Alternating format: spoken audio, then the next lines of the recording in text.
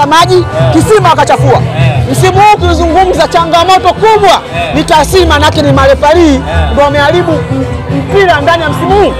Marefari angekuwa fair, nazungumza fair na Mungu ananiona. Msimu Simba kwa playoff. Sawa mwalimu. Nyinyi kwa eneo lenu kama Young African, maeneo gani nitajie matatu ambayo umefanikiwa sana kwenye msimu huu ukilinganisha na msimu ambao umepita? Kwanza msimu huu maeneo yote, maeneo ya uwanjani na kwenye uongozi. Yes. Ndani ya msimu huu tunaanza kwanza kwenye uongozi. Uongozi walifanya kila kitu ambacho kinawezekana Yanga msimu huu iwe stable. Juu Engineer Said na makamu Arafati wajumba kamati ya utendaji. Lakini usimsahau maandishi matatu GSM kwa kazi kubwa ambayo kila changamoto alikuwa na solve.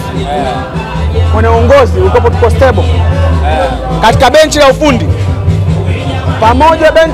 pamoja na wachezaji kwa ujumla mabala.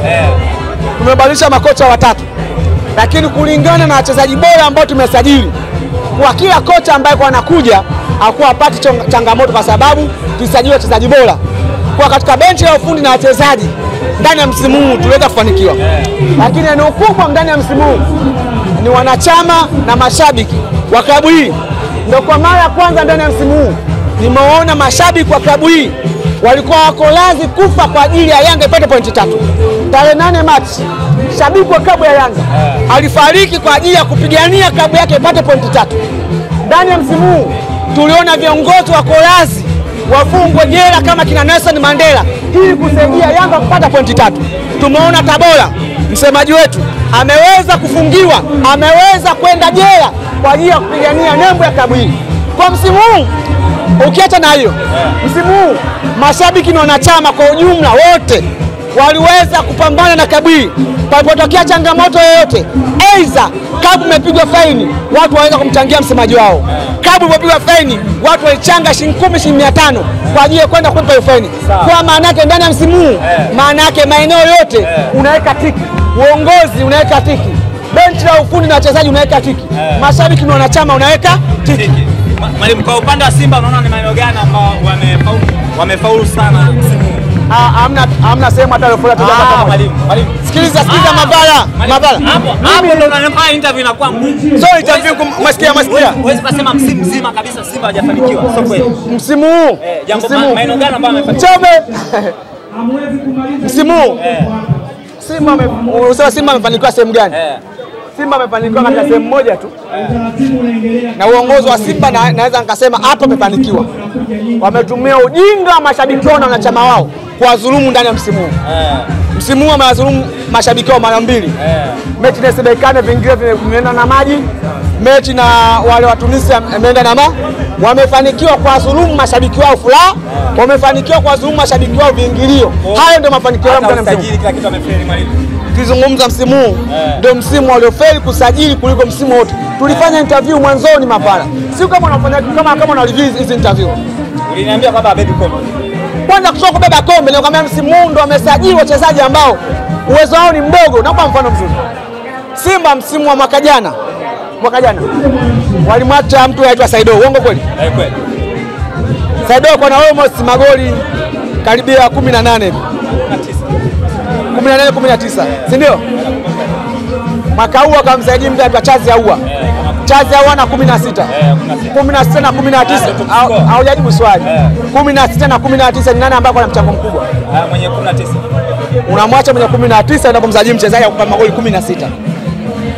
Hapo umefaili au umefaulu? Sawa. Achana na hapo. Katikati mkasajili Inonga Baka. Inonga Baka. Anaondoka Inonga Baka, unamleta Chamu. Chamu na Inonga Baka nani bora? Inonga Baka anaondoka ndani ya Simba, ana vikombe viwili. Chamu yuko ndani ya Simba kila mechi anachomesha yeye. Anaondoka Shimanula goalkeeper namba 1, anakuja Pipi ni kama. Nikwambia Manula ni bora mara 100 kuliko nani Pipini Kamara. Kabisa Manula. Kabisa. Na hii ndio kupata takwimu. Manula ni bora. Kabisa. Simba alicheza na Pamba. Pamba alipiga shot on target moja, si kama fahamu. Pamba akapata goli. Na kupa mkono wa pili. Simba alicheza na Mashujaa. Mashujaa alipiga shoot on target 2. Mashujaa akapata goli. Unaelewa? Simba akacheza mechi nyingine na JKT. Na JKT. JKT akapiga shoot on target, Simba apiga shoot on target kwa pipi ni kamera. Kila ukienda golini kupiga shoot on target, goli. Yanga katika mechi ya juzi kapiga shoot on target 3. Mawili goli, moja imetoka nje. Kwa tawsipi ni kamera, ukimfikia golini anaruhusu magoli. Amecheza na SB Kane na Simba. SB Kane walipiga mashuti 4. 3 goli, moja wamekosa. Katika 3 mawili yamefanyika kubali, moja amekataa. Tawsipi ni kama sio kipa mzuri. Ndio maana percentage yake. Unajua ana clean sheet ngapi? Ana 19. Chukua clean sheet 19. Mechi alizocheza msimu huu amecheza mechi 26. Zidisha mara 100, unapata wastani percentage ana 73%.